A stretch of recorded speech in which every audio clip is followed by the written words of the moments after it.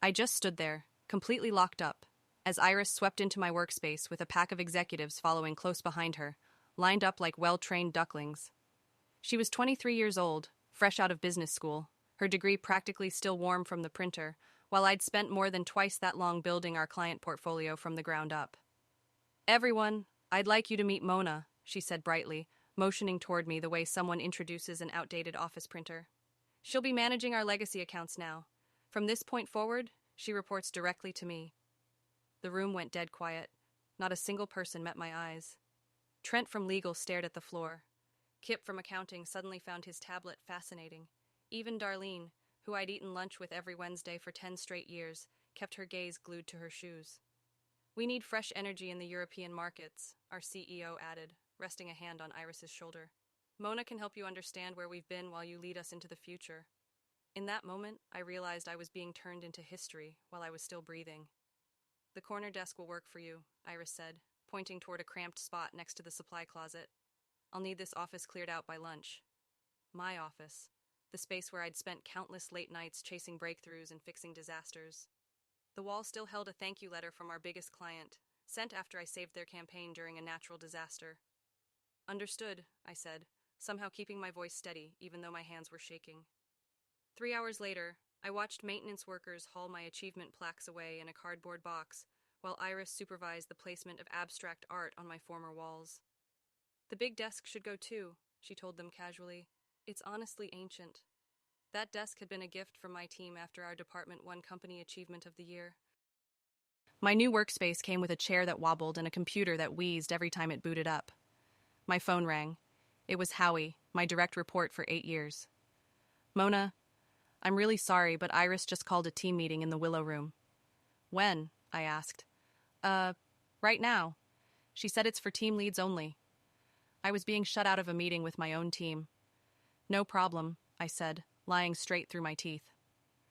After I hung up, I noticed an email from Iris sent to the entire department. The subject line was full of buzzwords: growth, strategy, implementation, moving beyond outdated methods. Attached was a 16-page presentation. I opened it, and my breath caught in my throat. These weren't just similar ideas to the proposals I'd submitted 6 months earlier. They were my exact plans, right down to the market penetration targets for Portugal and Greece. The same plans our CEO had called too ambitious when I presented them. At 4:30, a sticky note appeared on my desk. My office. 5 p.m. sharp. Iris. I found her leaning against my old desk, tapping away on her phone like she owned the place. "Sit," she said, without looking up. I stayed standing. She finally glanced at me. "Your European strategy proposal was very well received in today's executive meeting." "You mean my European strategy?" I said. Her smile never flickered. "Your research was helpful groundwork, sure. But groundwork isn't architecture, Mona. I modernized and elevated your basic concepts into something actionable." "You copied my work word for word in some sections," I said. "That's a serious accusation," she replied, setting her phone down slowly. "Especially coming from someone in your position." "My position?" "People who stay at one company too long tend to get territorial, resistant to change. The CEO understands this transition might be hard for you." "Is that why I was excluded from my own team meeting today?" She sighed dramatically. "I needed honest feedback about departmental leadership. People aren't always comfortable speaking freely when their former supervisor is in the room." The implication hit me like a punch to the chest. She'd been collecting complaints about me. "We'll be restructuring the department next month," she continued. "Some roles will disappear, others will evolve. Your future here depends entirely on how well you adapt." The threat couldn't have been clearer. "Is there anything else?" I asked quietly.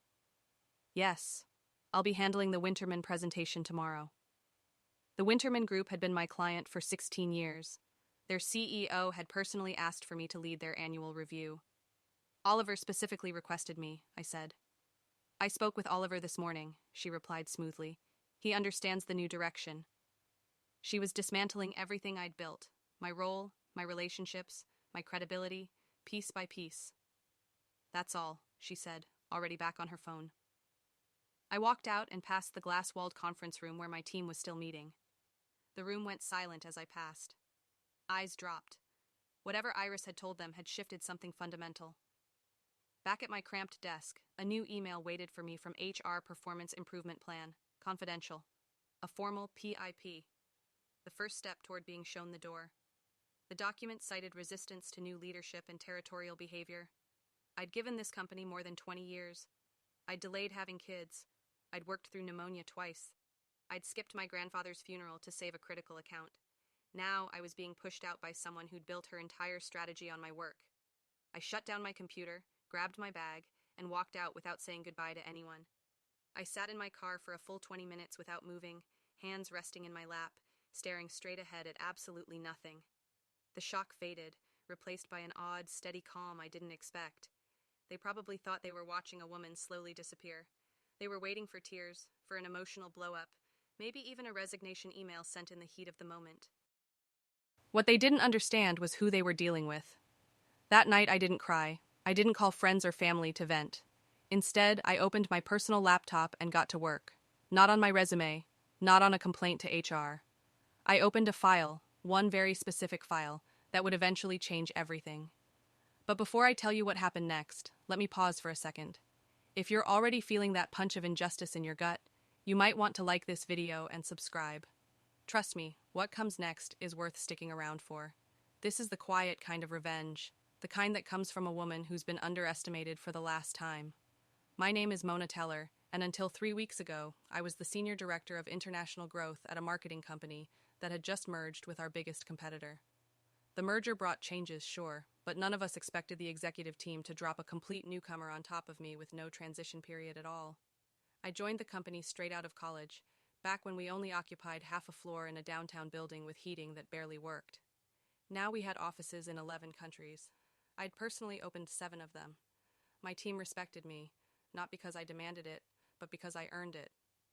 When Bella's mother was diagnosed with cancer, I reworked her entire schedule so she could drive her to treatments. When Penn's apartment flooded, I helped him find temporary housing. When Howie struggled with his first major client presentation, I stayed late with him for an entire week until he could deliver it flawlessly. I knew their kids' names, their anniversaries, their goals beyond the company walls. Iris knew none of that.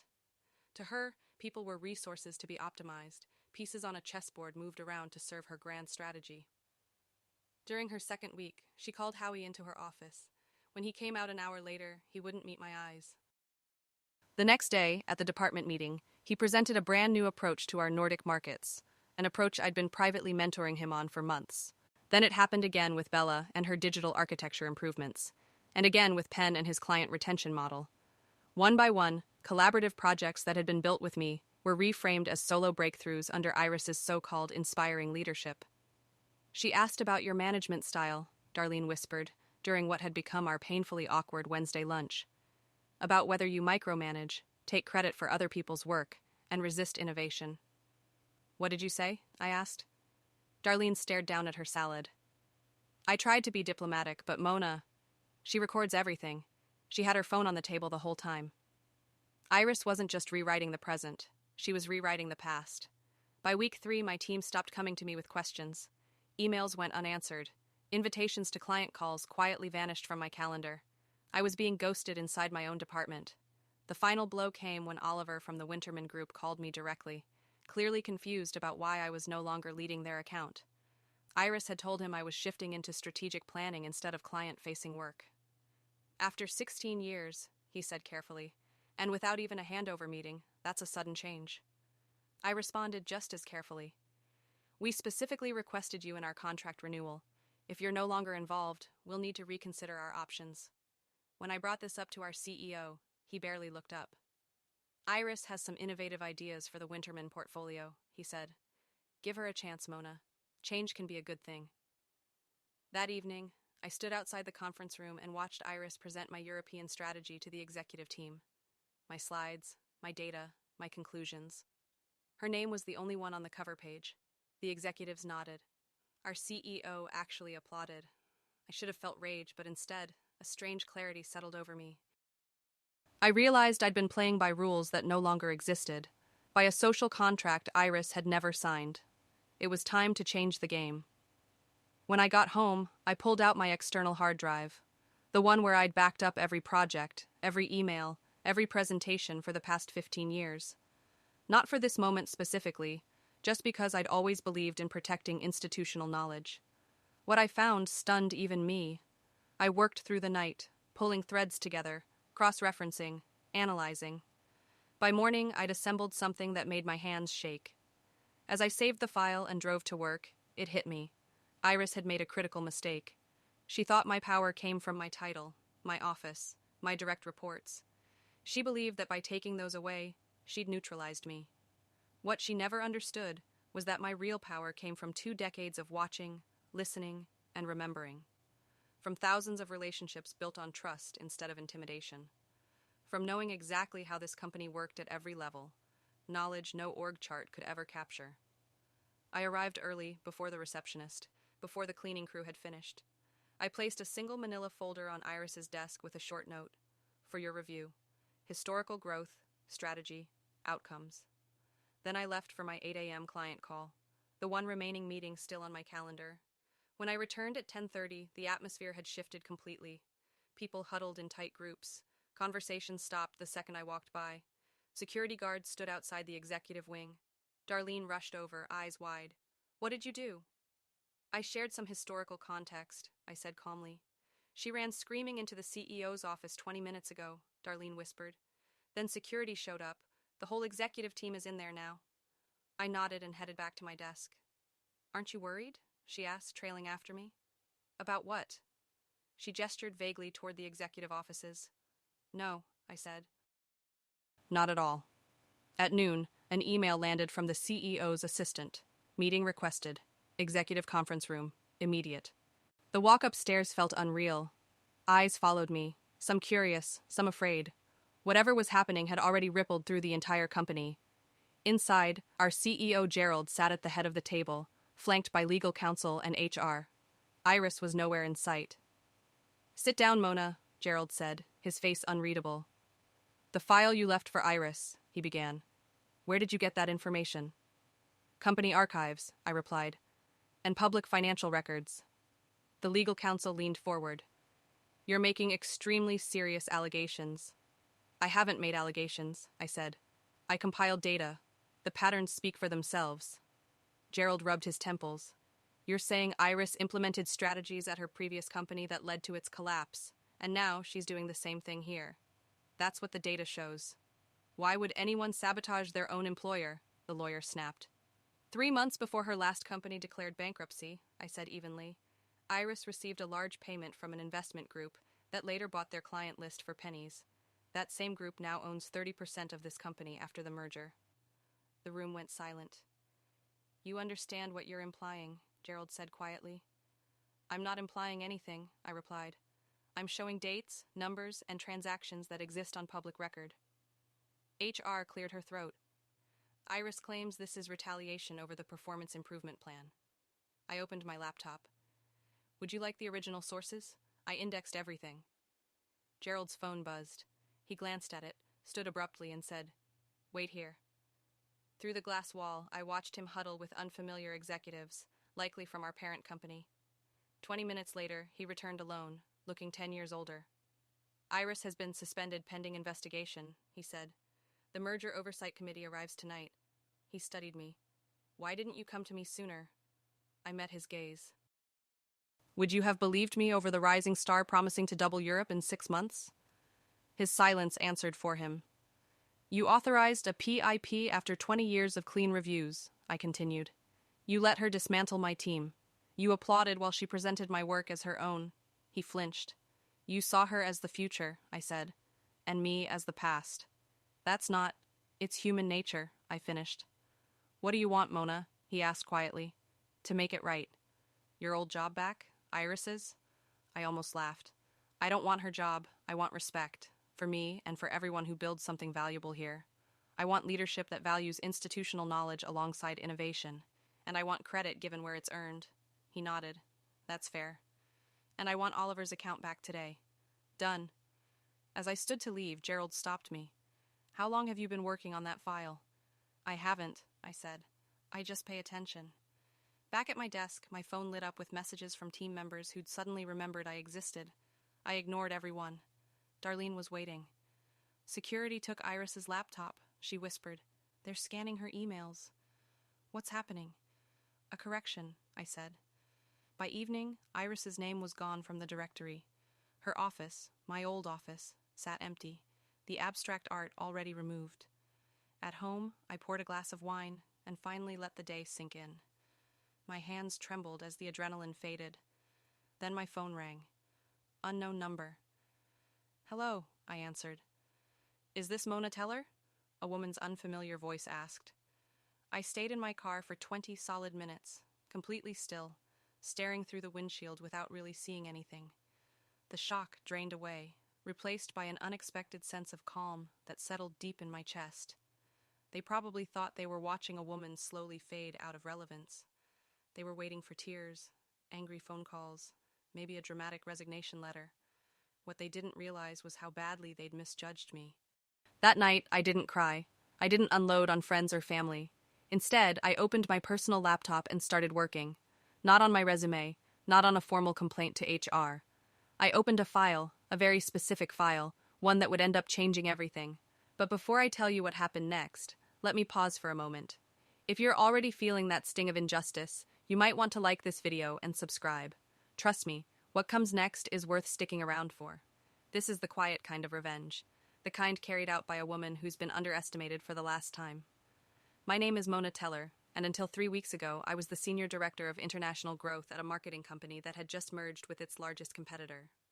The merger brought changes, of course, but none of us expected the executive team to drop a complete outsider directly above me with no transition, no handoff, no warning. I joined the company straight out of college, back when we occupied half a floor in a downtown office building with heating that worked only when it felt like it. Today, we operate in 11 countries. I personally opened 7 of those offices myself. My team respected me, not because I demanded loyalty, but because I earned it. When Bella's mother was diagnosed with cancer, I rearranged her workload so she could take her to treatments without fear of losing her job. When Penn's apartment flooded, I helped him secure temporary housing. When Howie struggled with his first major client presentation, I stayed late every night for a full week until he nailed it. I knew their kids' names, their anniversaries, their hopes beyond quarterly targets and performance reviews. Iris knew none of that. To her, people were assets, units to be optimized, pieces on a chessboard shifted to serve her master plan. During her second week, she called Howie into her office. When he came out an hour later, he wouldn't look at me. The following day, he unveiled a new Nordic market strategy at our department meeting, the same approach I'd been coaching him on privately for months. Then the same thing happened with Bella's digital architecture improvements, then with Penn's client retention framework. One by one, projects we'd built together were reframed as individual wins under Iris's bold leadership. She asked about your management style, Darlene whispered during what had become an uncomfortable Wednesday lunch. Whether you micromanage, take credit for other people's work, or resist innovation. What did you say? I asked. Darlene stared down at her salad. I tried to stay neutral, but Mona, she records everything. Her phone was on the table the whole time. Iris wasn't just reshaping the present, she was editing the past. By the 3rd week, my team stopped coming to me for guidance. Emails went unanswered. Client call invites quietly vanished from my calendar. I was being erased inside my own department. The breaking point came when Oliver from the Winterman Group called me directly, clearly confused about why I was no longer leading their account. Iris had told him I was moving into strategic planning instead of client-facing work. After 16 years without even a handover meeting, he said, "That's a pretty abrupt change." I chose my words carefully. "We specifically requested you in our contract renewal. If you're not involved, we'll need to reconsider our options." When I raised this with our CEO, he seemed distracted, already halfway somewhere else. "Iris has some innovative ideas for the Winterman portfolio," he said. "Give her a chance, Mona. Change isn't always bad." That evening, I stood outside the conference room and watched Iris present my European strategy to the executive team. My slides, my data, my conclusions. Her name alone sat on the title slide. The executives nodded along. Our CEO even applauded at the end. I should have felt furious, but instead, something clicked into focus. I realized I'd been following rules that no longer applied, honoring a social contract Iris had never agreed to. It was time to stop playing fair in a game that wasn't. That night, I pulled out my external hard drive, the one holding backups of every project, email, and presentation I'd worked on for the past 15 years. Not because I expected this moment, but because I'd always believed in protecting institutional knowledge. What I uncovered shocked even me. I worked through the night, pulling records together, connecting dots, analyzing patterns. By morning, I'd assembled something so significant my hands shook as I saved the file. As I drove to work, I realized Iris had made a fatal miscalculation. She believed my power came from my title, my office, my authority over others. She thought stripping those away would render me harmless. What she didn't understand was that my real leverage came from 20 years of paying attention, from listening, from remembering, from relationships built on trust, not fear, from understanding how this company truly functioned at every level, knowledge no organizational chart could ever capture. I arrived before the receptionist and before the cleaning crew had finished. I placed a single manila folder on Iris's desk with a simple note. For your review, historical growth, strategy, outcomes. Then I left for my 8 a.m. client call, the only meeting still left on my calendar. When I returned at 10:30, it was obvious something had exploded. People stood in tight clusters, conversations stopping the moment I passed. Security guards were stationed outside the executive wing. Darlene rushed up to me, eyes wide. What did you do? I provided historical context, I said evenly. She ran into the CEO's office screaming 20 minutes ago, Darlene whispered. Then security showed up. The entire executive team is in there. I nodded and headed back to my desk. Aren't you worried? She asked, following me. About what? She gestured toward the executive offices. No, I said. Not even a little. At noon, an email arrived from the CEO's assistant. Meeting requested. Executive conference room, immediate. The walk upstairs felt unreal. Eyes tracked me, some curious, some uneasy. Whatever was happening had already spread through the building. Inside, our CEO Gerald sat at the head of the table with legal counsel and HR beside him. Iris was conspicuously absent. Have a seat, Mona, Gerald said, his face unreadable. The file you left for Iris, he began. Where did this information come from? Company archives, I said, and publicly available financial records. The legal counsel leaned forward. You're making very serious claims. I'm not making claims, I corrected her. I compiled data. The conclusions speak for themselves.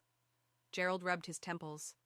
You're suggesting Iris deliberately applied strategies at her previous company that caused its collapse, and that she's repeating that pattern here? Yes, the evidence supports that. That's ridiculous, the lawyer snapped. Why would anyone sabotage their own company? 3 months before her last employer declared bankruptcy, I said calmly, Iris received a substantial payment from an investment group that later acquired their client list for pennies. That same group now owns 30% of this company following the merger. The room fell silent. You understand what you're implying, Gerald said quietly. I'm not implying anything, I replied. I'm presenting dates, transactions, and numbers that exist on public record. HR cleared her throat. Iris claims this is retaliation over your performance improvement plan. I opened my laptop. Would you like to review the source documents? Everything is indexed. Gerald's phone buzzed. He glanced at it, stood abruptly, and said, Wait here. Through the glass wall, I watched him huddle with unfamiliar executives, likely from our parent company. 20 minutes later, he returned alone, looking exhausted. Iris has been suspended pending investigation, he said, lowering himself into his chair. The Merger Oversight Committee arrives tonight. He looked at me differently now. Why didn't you bring this to me sooner? I answered carefully. Would you have believed me over the rising star promising to double Europe in 6 months? His silence said everything. You approved a PIP after 2 decades of spotless reviews, I continued. You allowed her to dismantle my team. You applauded while she presented my work as her own. He winced. You saw her as the future, I said, and me as the past. That's not... It's human nature, I finished. What do you want, Mona? He asked. To fix this. Your old job back? Iris's position? I nearly laughed. I don't want her job. Then what? I want respect. For myself and for everyone who actually builds value here. I want leadership that honors institutional knowledge alongside innovation, and I want credit given where it's earned. He nodded slowly. That's fair. And I want Oliver's account returned today. Consider it done. As I stood to leave, Gerald stopped me. That file. How long have you been working on it? I haven't, I said. I just pay attention. When I left the executive floor, my phone buzzed with messages from team members who suddenly remembered my name. I ignored everyone. Back at my desk, Darlene was waiting. Security confiscated Iris's laptop, she whispered. They're scanning her emails. What's happening? A correction, I said simply. By evening, Iris's name had disappeared from the company directory. Her office, my former office, stood empty, the abstract art already removed. That night at home, I poured a glass of wine and finally let myself breathe.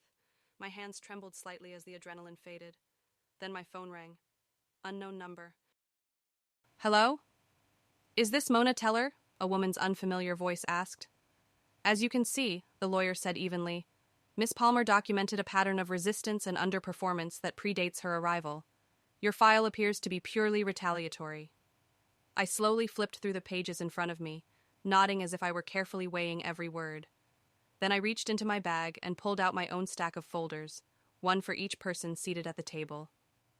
What's this? Charlotte asked as I slid them across. Context, I replied simply. The room went quiet as they opened the folders and began reading. Howie and I had worked through the night putting them together. Inside were the full, unedited email chains Iris had selectively quoted from, complete performance data showing years of steady departmental growth, and, most important, notarized statements from my team. They'd come to my house after Howie quietly spread the word. Bella was the first to speak. She told me Mona was being pushed into early retirement, she said carefully. She warned me to distance myself if I wanted any chance to move up. Penn nodded. She told me the same thing. Said there was a confidential performance issue she couldn't discuss, but that we should align ourselves with new leadership. She played us against each other, Howie added. She told each of us that the others had concerns about Mona's management. The lawyer's face tightened. These statements appear coerced. They're notarized, I said calmly. Each one was given freely, with witnesses present. Charlotte continued reading, her expression impossible to read. This still doesn't address Miss Palmer's central claim, that your file regarding her previous company is a fabricated act of retaliation. No, I agreed. It doesn't. That's why we need outside confirmation. I stood and walked to the door, opening it to reveal a man in his 50s wearing a visitor badge. This is Edward Torres, I said. Former chief financial officer at Iris's previous company. The lawyer shot to his feet. This is completely inappropriate. We were not informed of additional witnesses. Edward sat down beside me without hesitation. I was terminated 3 months before the company collapsed, he said, after raising concerns about a series of suspicious strategy shifts. When Mona contacted me yesterday and showed me the patterns she'd identified, I recognized them immediately. Charlotte leaned forward. Mr. Torres, are you stating that Miss Palmer deliberately undermined your company? I'm stating that the strategies she promoted were identical to the ones that bankrupted us, he said evenly, despite repeated warnings about their long-term consequences, and that she received a significant consulting payment from the investment group that later acquired our client list.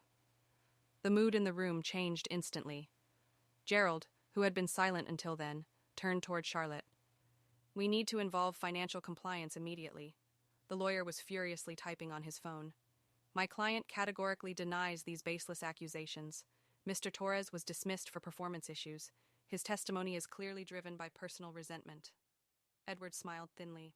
Actually, I was offered a generous severance in exchange for signing a non-disparagement agreement. I signed it regarding the company itself. That agreement does not restrict me from discussing individual employees' actions, especially when those actions may involve financial misconduct. Charlotte turned to the lawyer. Does Miss Palmer wish to respond to these claims in person? The lawyer's phone buzzed. He glanced at the screen, his expression darkening. My client is unavailable at this time. I see, Charlotte said, closing her folder. Then we'll proceed with a full investigation. Mr. Torres, we'll need a formal statement. Already prepared, he replied, handing over a sealed envelope. Along with supporting documentation and timelines. As the meeting adjourned, I stayed seated, feeling oddly empty, despite what should have felt like vindication. This wasn't a win, not yet. Investigations could stall. Evidence could be reinterpreted. Stories could be reshaped. Iris had powerful allies, and this was far from finished. The room slowly cleared until only Charlotte remained. She studied me with a new kind of interest. 22 years at one company, she said thoughtfully. That's rare now. Loyalty used to mean something, I replied. It still does, to some, she said, gathering her papers. You'll remain on administrative leave during the investigation. Full pay and benefits, standard protocol. How long will this take? I asked. Hard to say, she replied. These matters can be complicated. The message was clear. Powerful interests were involved. This could drag on for months, maybe longer. I understand, I said, standing to leave. She stopped me at the door. Miss Teller, how did you connect those particular dots? I thought carefully before answering. I've spent my career studying patterns, markets, behavior, organizations. Some patterns only reveal themselves with time, distance, and patience. She nodded. Most people would have reacted emotionally after being demoted. Reaction isn't the same as response, I said. I chose to respond. 2 weeks passed. The investigation continued behind closed doors. I remained suspended in limbo, neither fired nor reinstated. My team kept me quietly informed. Iris hadn't returned, but no official announcement had been made either. The waiting was intentional, no doubt about it. It was a classic corporate move. Stall things out until the heat dies down, until anger cools, until people get tired and move on with their lives. That Friday evening, while I was out in my yard tending to the garden I'd neglected for weeks, the doorbell rang again. This time, it was Gerald standing on my porch, looking uneasy. May I come in? He asked. I didn't answer right away. I just stepped aside and led him into the kitchen. I offered him coffee. He shook his head and took a seat at the counter. The investigation has stalled, he admitted. The investment group is putting a lot of pressure on us. I nodded. I'm not surprised. They're threatening to pull their financial support if we keep digging, he continued. The board is worried about how this could affect the stock. And there it was, the familiar math where ethics always lost to economics. So Iris walks away clean, I said plainly. Gerald winced. She won't be coming back to the company. That much is settled. And I stay on administrative leave until people forget I exist, I replied. Then I get quietly pushed out. He couldn't bring himself to look at me. We're prepared to offer you a very generous severance package. Of course you are, I said. I understand your position. The investment group controls 30% of our shares now, he added. We can't ignore something like attempted corporate sabotage. Actually, I said evenly, you can. That's exactly what you're doing. He slid a folder across the counter toward me. Another settlement, no doubt. The board meets Monday to finalize everything, he said. This is the best I could do for you. After he left, I didn't even open the folder. I poured myself a glass of wine and went back outside, losing myself in the honest work of dirt and plants and things that grew when you treated them right. As dusk settled in, my phone rang. It was Edward Torres. They're burying it, he said, without bothering with small talk. I know, I replied. They contacted me, he went on, offered me a consulting contract, said it might help refresh my memory. Are you taking it? He let out a bitter laugh. No, but it won't matter. They'll find someone who will. We sat in silence for a moment, two professionals watching justice slip away in real time. What are you going to do now? He finally asked. I looked at my garden, at the seedlings I'd planted weeks earlier now breaking through the soil. I'm going to water my tomatoes, I said, and then I'm going to finish what I started. Monday morning arrived clear and bright. Instead of staying home like I'd been instructed, I put on my sharpest suit and drove straight to the office. The security guard smiled and waved me through. Apparently, no one had thought to revoke my access. The building felt different that morning, more restless, more alive. Conversations stopped when people saw me. Heads turned. I didn't slow down. I went straight to the executive floor, right to where the board meeting was being held. Outside the boardroom, Charlotte was speaking quietly with Gerald and several board members I recognized. Gerald noticed me first. His face shifted from shock to outright alarm. Mona, you're not supposed to be here. I know, I said calmly, but I think the board deserves complete information before they vote. Charlotte stepped forward. Miss Teller, this meeting is closed. Of course, I said, nodding. I just need to submit one document. I handed her a sealed envelope. What's this? She asked, not opening it. The missing piece, I said. The reason I was so confident about Iris's ties to the investment group. Gerald reached for the envelope. I'll make sure the board reviews it. You should open it now, I said. All of you should. Something in my voice must have landed. Charlotte broke the seal and pulled out a single page. The board members crowded in behind her, reading over her shoulder. Their reactions said everything, eyes widening, breath catching, one man actually stepping back. "Is this verified?" Charlotte asked, her voice unsteady. "Every word," I said. "I spent the last 2 weeks locking down the documentation." Gerald looked like he might be sick. "Why didn't you bring this forward earlier?" "Because I needed to see how far certain people were willing to go to protect their interests," I replied. "Now I know." Charlotte handed the document to an assistant. "We need to review this immediately, in private." I nodded and turned to leave. "Mona," Gerald called after me, "where are you going?" I smiled for the first time in weeks. "To clean out my desk. I won't be needing it anymore." As I walked away, I heard the boardroom door fly open and voices demanding immediate legal counsel. By noon, the truth had spread through the company. The investment group behind our merger, the same one that had acquired Iris's former company's client list, wasn't what it appeared to be. It was a shell operation, layered and hidden, ultimately controlled by our biggest competitor. Iris hadn't been acting alone or for personal gain. She'd been planted, an operative running a long-term corporate espionage campaign. Her job was to weaken companies from the inside, make the collapse look organic, and quietly funnel the remains to the competition. And she'd almost gotten away with it. What I'd uncovered went far beyond Iris. The evidence laid out a whole web of strategically placed executives spread across multiple companies, all pulling in the same direction. The goal was simple and ruthless: break down competitive defenses by engineering failures that looked like nothing more than bad market luck. My phone wouldn't stop ringing. Reporters, board members, even regulators. I ignored every call and kept packing the few personal things I still had at my desk. As I set my old coffee mug into a small box, Darlene appeared beside me. "The investment group's representatives just left," she said.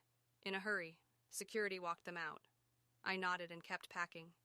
"Gerald just called an emergency all-staff meeting for 3 o'clock, she added. "And there are people from the Securities and Exchange Commission in the conference room." "That didn't take long," I said. She hesitated. "Mona, everyone's saying you saved the company. That you uncovered something no one else even suspected." I closed the box and taped it shut. "I just paid attention, Darlene. That's all." She swallowed. "Are you really leaving?" I picked up the box. "My work here is finished." As I headed for the exit, my team gathered around me without a word, forming an unplanned guard of honor. Howie stepped forward. "So, where will you go now?" he asked. "I've had a few interesting offers come in," I said with a small smile.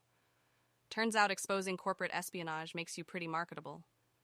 "Will you at least stay for the meeting?" he asked. "Gerald wants to acknowledge everything you've done." I shook my head. Some recognition comes too late to mean anything. Outside, the spring air felt clean, like a reset. I set my box in the car and took one last look at the building where I'd spent most of my adult life. My revenge wasn't getting Iris fired. It wasn't exposing the investment group or stopping a hostile takeover dressed up as a merger. My real revenge was leaving on my own terms, with my reputation not just intact, but stronger than ever. While Iris faced possible criminal charges and the investment group scrambled to contain the regulatory fallout, I had multiple job offers from companies that suddenly understood the value of someone who notices patterns others overlook. Sometimes the greatest revenge isn't tearing your enemy down. It's rising so far above them that they no longer matter to your story. If you've stayed with me this far, you know this was never just about office politics. It was about standing your ground when the world tries to erase you, about finding strength in patience and power in observation. If this story resonated with you, hit the like button and subscribe for more stories about quiet resolve and strategic thinking. And tell me in the comments, what patterns have you noticed that everyone else missed? Sometimes that awareness is your greatest advantage.